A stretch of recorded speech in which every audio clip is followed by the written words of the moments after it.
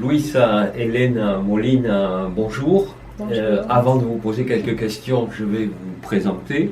Donc, vous êtes vénézuélienne, professeure, chercheur au Centre de recherche agroalimentaire et à l'Institut de géographie de l'Université des Andes dans la ville de Mérida. Donc vous avez beaucoup travaillé sur les questions alimentaires, sur les questions d'agriculture, et j'ajouterais que vous parlez parfaitement le français parce qu'après votre maîtrise à l'Université des Andes, vous avez passé un doctorat à l'Université Laval du Québec. Oui. Voilà. Donc la question que je voudrais vous poser a deux volets.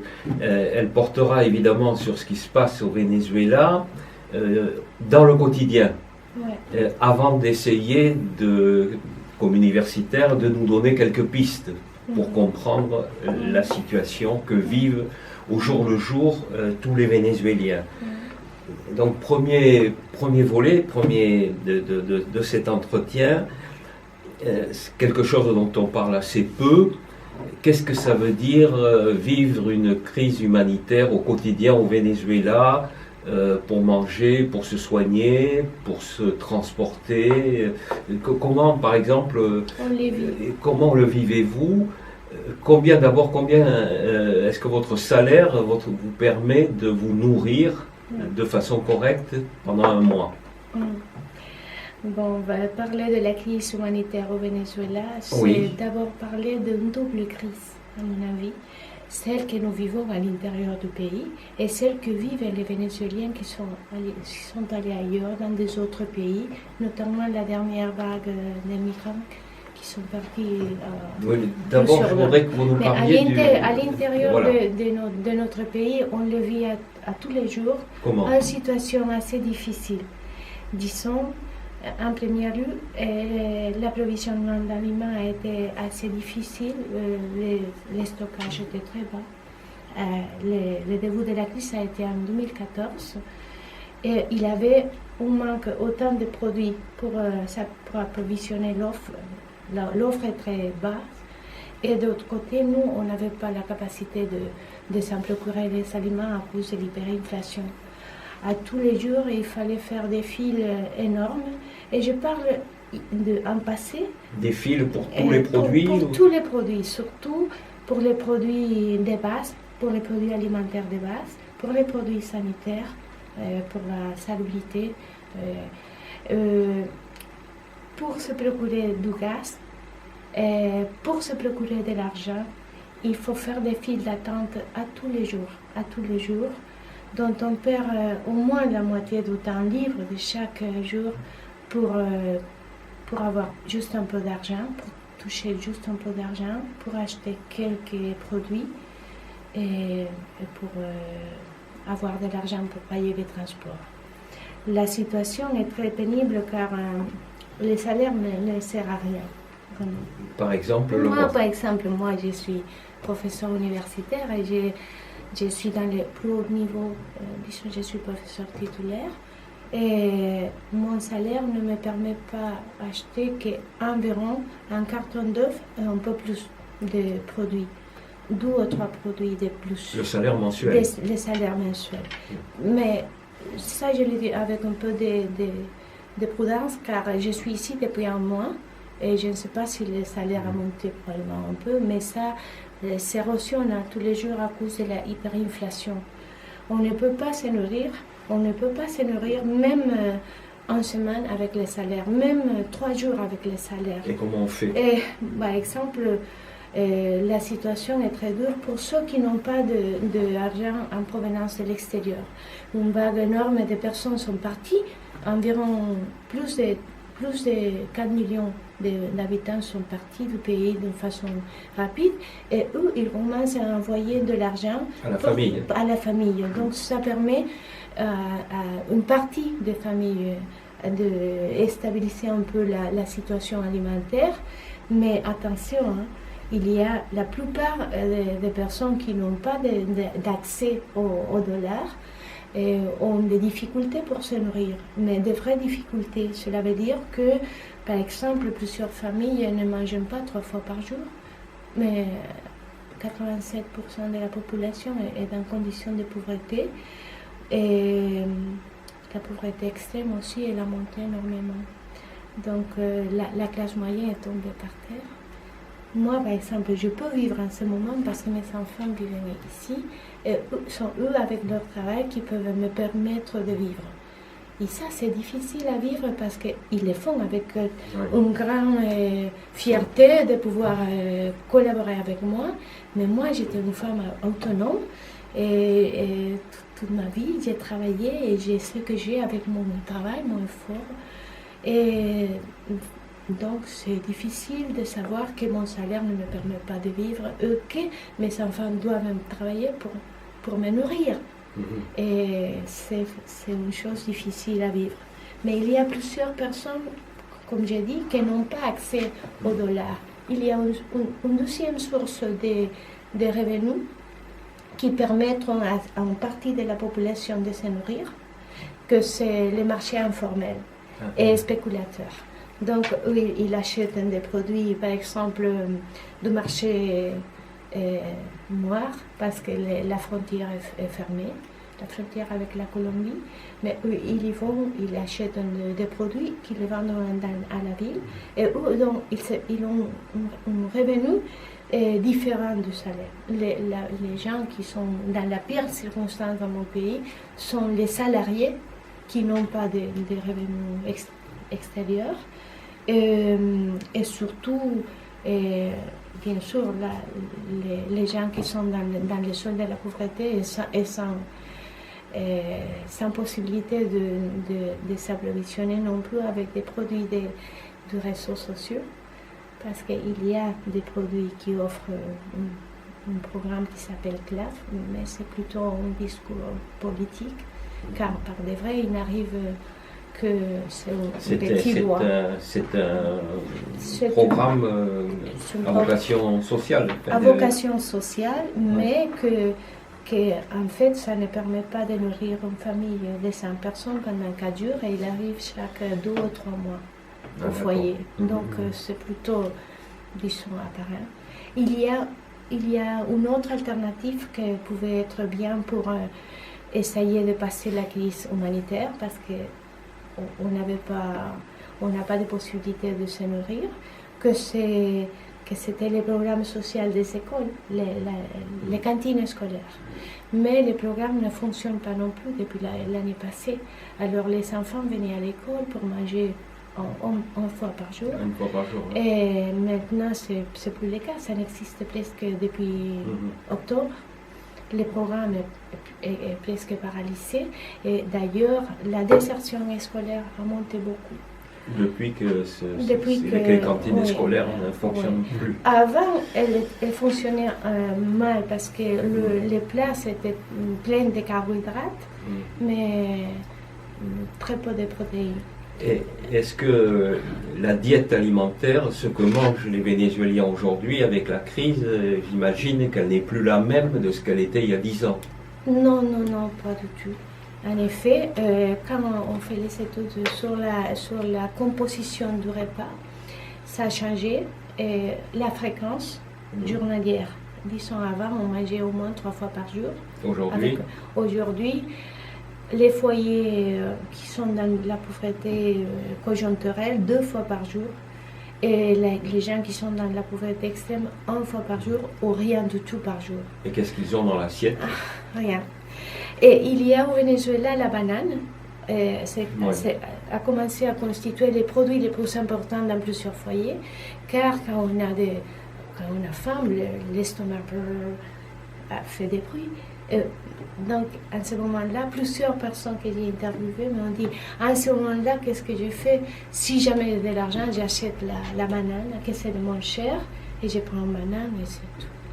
Il y a plusieurs personnes, disons, je dirais, un pourcentage assez important, autant dans les villes que dans les zones rurales, qui mangent par exemple de la banane. Et avant, quelle était la diète habituelle du Vénézuélien? Au Venezuela, normalement, comme je vous ai dit, on a changé le nombre de repas par jour, la quantité, disons, on calcule, et la Fondation Bengoa estime que consommation de calories est tombée, d'énergie par jour, est tombée à environ 40-45% par jour.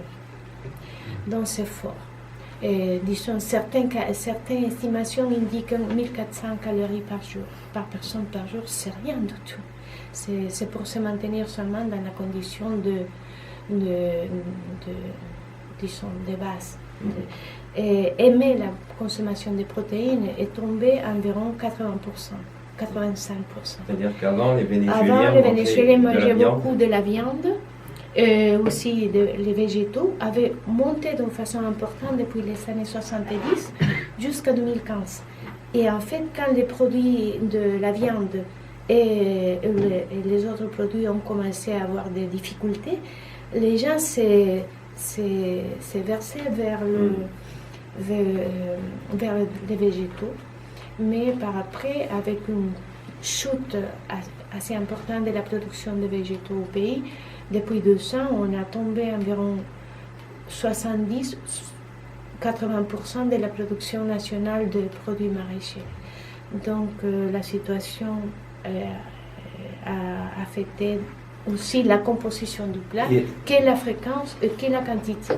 Est-ce que par ailleurs, l'alimentation en eau, l'alimentation en électricité est maintenue de façon régulière? Est-ce qu'il peut avoir une incidence sur ce que l'on mange?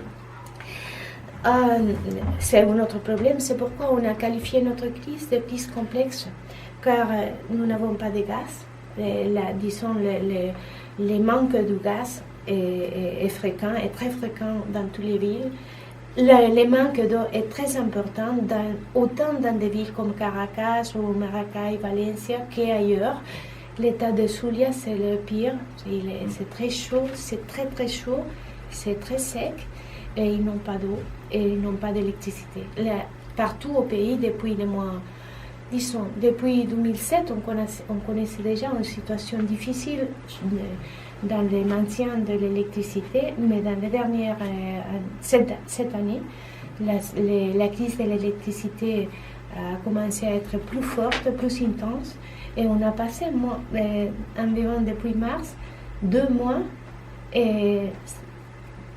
sans électricité ou presque.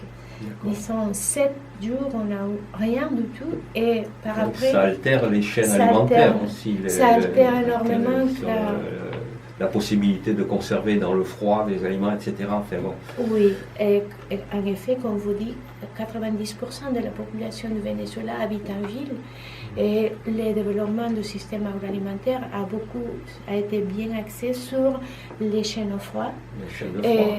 Il avait des problèmes de qualité dans les maintiens, mais ça existait, c'était fort. Mais avec les problèmes de l'électricité, la conservation des aliments a été est dans ce moment dans une situation critique.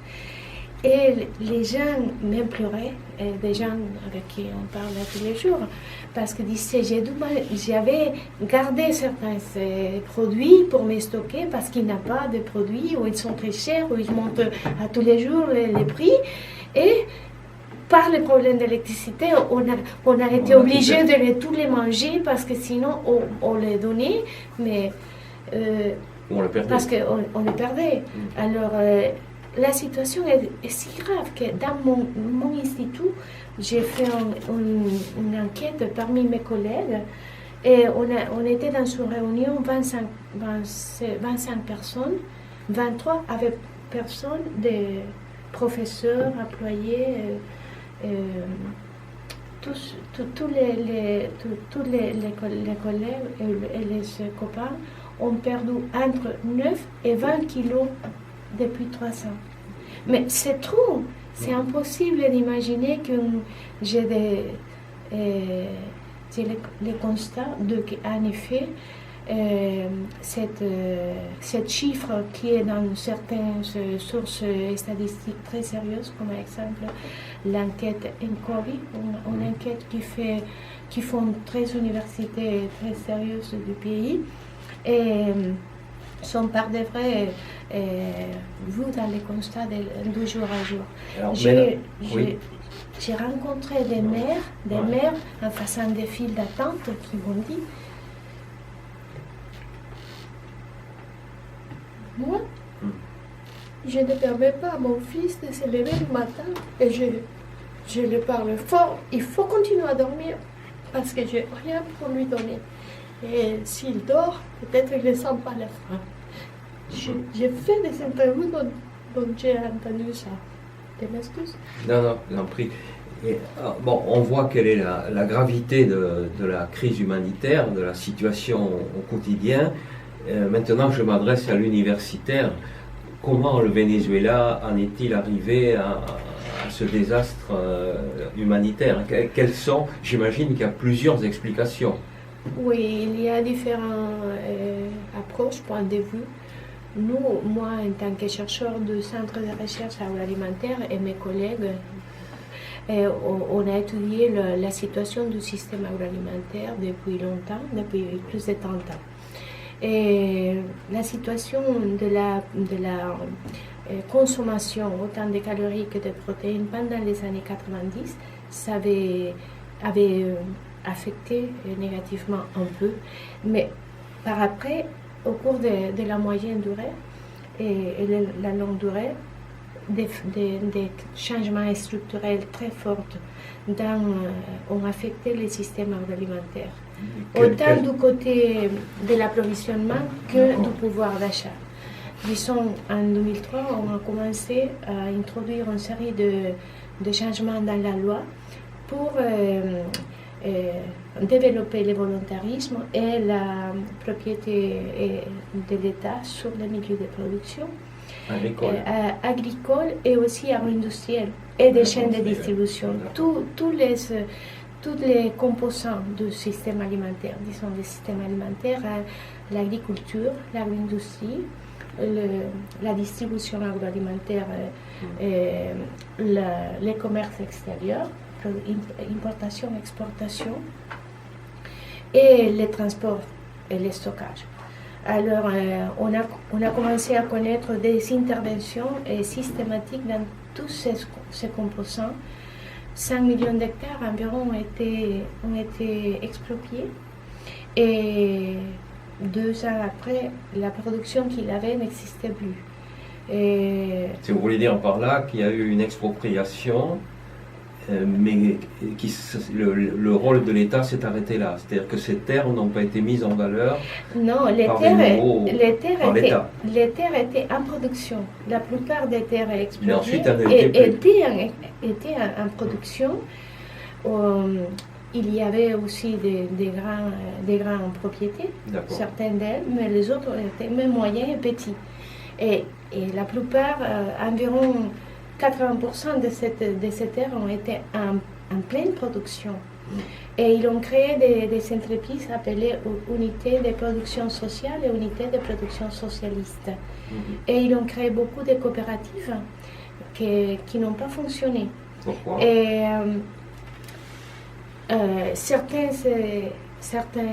chercheurs et analystes pensent que les coopératives ont été créées de façon massive, sans une formation adéquate, mais en même temps, on a créé une loi dont on donnait l'argent sans aucun contrôle, ni antérieur, ni postérieur.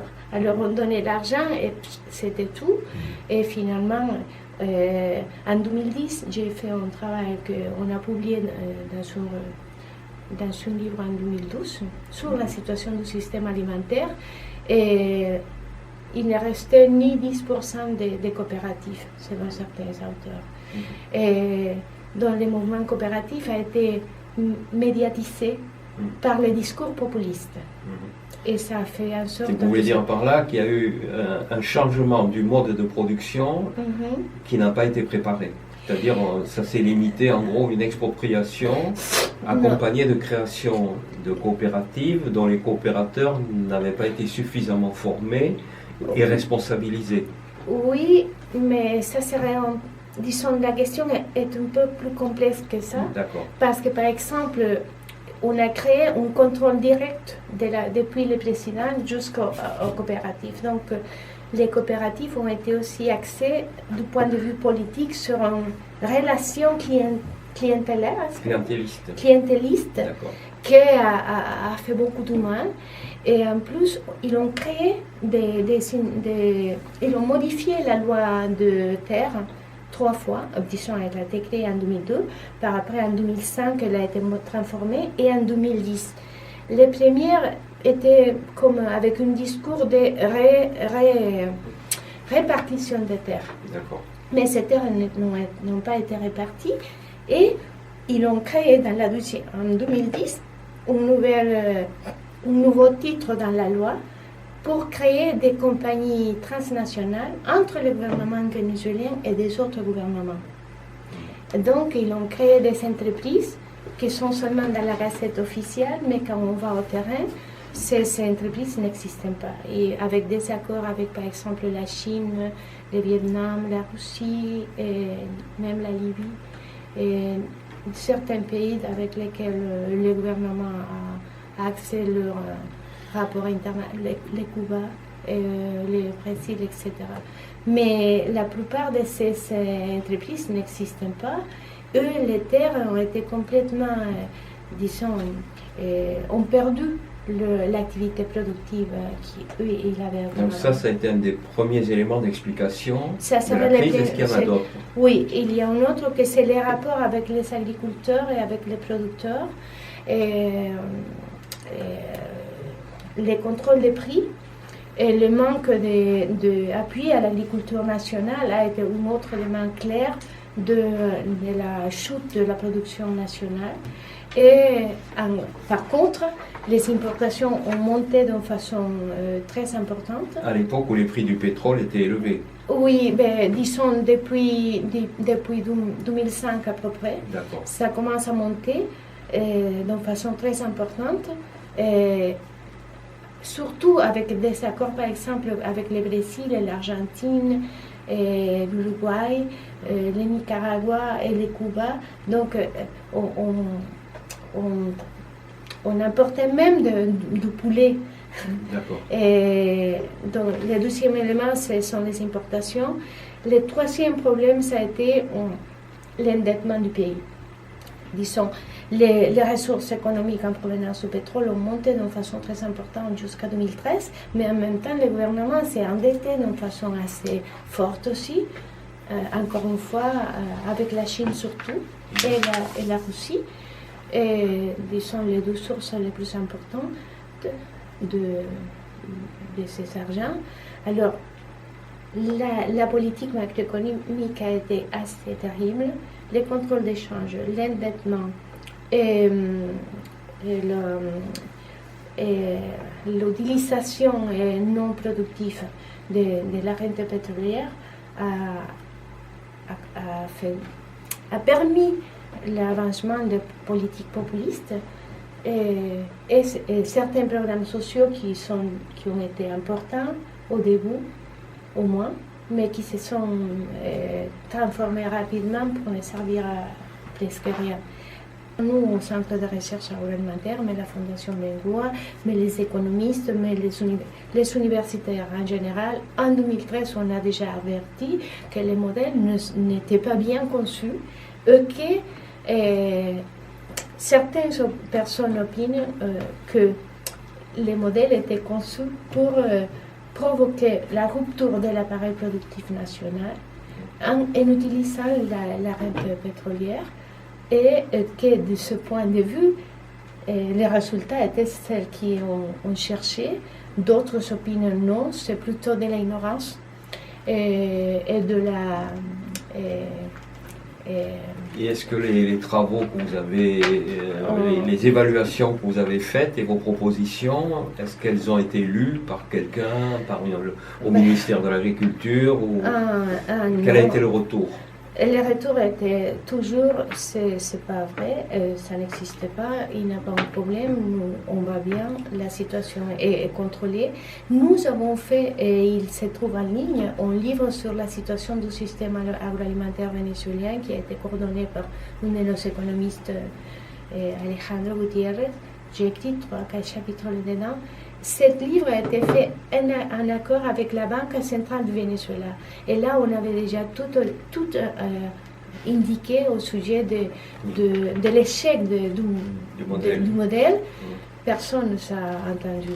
La Fédération des producteurs agricoles du pays, FEDEAGRO, en 2016, a fait un plan d'urgence alimentaire en regardant toute la situation qui était déjà grave à ce moment-là. En 2014, 2015, 2016, ils ont présenté au gouvernement leur programme. Moi, j'étais appelée pour faire l'évaluation ad hoc de ce programme d'urgence qui était important. Eux, ils avaient un programme d'urgence, un programme de court, moyen et long terme en même temps. Ils ont présenté ça, aucune personne n'a entendu. Et est-ce que le gouvernement, depuis 4 ans, la situation est plus grave? Et jusqu'au mois de décembre, le gouvernement avait soutenu qu'on n'avait pas de crise humanitaire et la situation était grave. C'est une crise humanitaire, mais qui est le reflet d'une crise du modèle de production. Absolument. C'est le résultat à moyen et long terme du modèle qui a été un échec. Et alors, quelle est la dernière question, je pense. Est-ce qu'aujourd'hui, avec la situation qui s'est aggravée, est-ce que vos propositions vont être lues et écoutées par quelqu'un au Venezuela? Et quelle est, à l'université, qu'est-ce que vous faites? Est-ce que vous avez une ligne de travail qui correspond à la gravité de la situation, de nouvelles propositions et de nouvelles analyses? Oui, en effet, la situation, pas seulement de notre centre, de notre université, toutes les universités autonomes du pays ont été là pour faire les propositions et pour faire les dessins de certains plans et pour aboutir à un changement qu'on le sait bien, ça ne sera pas fait dans un jour. Il y a des mesures d'urgence à prendre, bien sûr, dès que la situation pour que la situation commence à changer, il faut que le gouvernement accepte qu'il y a une situation de crise humanitaire et qu'il faut faire des interventions. Mais la plupart des personnes du pays pensent, et des analystes aussi, que sans un changement de politique, ça ne sera pas possible. Mais est-ce que changement de politique, ça veut dire changement de politique au sommet de l'État? Non, disons. Est-ce qu'au Venezuela aujourd'hui, les acteurs politiques, que ce soit ceux du gouvernement Maduro ou ceux qui sont dans l'opposition, est-ce qu'ils sont conscients que cette situation suppose l'adoption d'un certain nombre de mesures telles que celles que vous avez proposées? Oui, le gouvernement ne veut pas changer d'une façon ouverte, car ça signifie accepter l'échec. Et l'opposition a proposé à l'Union européenne, à la ONU, etc., depuis 2016, ils l'ont exposé et ils l'ont mis en papier les critères pour la démonstration de la crise humanitaire. Et ils ont créé un plan qui s'appelle Plan PAIS, dont plusieurs intellectuels du pays ont participé pour le faire. Comme d'ailleurs, avant, on l'avait déjà fait pour le proposer aux autorités. Et il faut absolument une sortie politique, parce que les jours à jour, c'est impossible de soutenir. Avec la conséquence de l'immigration, des gens qui se découragent et qui oui, partent. Disons, pour moi, c'était la migration, ce qui a permis de dire au monde, vraiment, nous sommes mal. 5 millions de personnes. L'ANUR a calculé 3800 millions de personnes l'année passée. On estimait que peut-être ça a été beaucoup plus haut parce que on était 30 millions d'habitants et 5 personnes par famille, c'est 5 millions de foyers. Et au Venezuela, au moins chaque foyer a perdu une personne. Alors, cette vague migratoire qui jamais avait été vue au Venezuela est la vraie démonstration de que notre situation est terrible. Mais si on va dans les hôpitaux, si si on connaît les jours à jour des gens qui sont malades, des gens qui n'ont rien à manger, si on y va au Venezuela, on se rend compte tout de suite que le pays a besoin d'un changement profond et structurel, et que pour ce faire, il faut absolument avoir une position sérieuse. Et moi, je pense que le gouvernement doit céder la place à des élections parce que la démocratie a perdu énormément. Nous sommes dans une condition de dictature ou de dictocratie, comme le disent certains, parce que en fait, la démocratie, c'est pas seulement une question de vote, mais aussi de légitimité. Et la légitimité est perdue. Et à chaque fois que la démocratie et que la légitimité monte, la démocratie s'érosionne énormément. Mais je vais surtout avoir des réponses vite, mais je sais que c'est pas possible. Bien, merci pour ce témoignage. Bon courage pour votre retour au Venezuela et nous restons évidemment à votre écoute et en contact. Merci.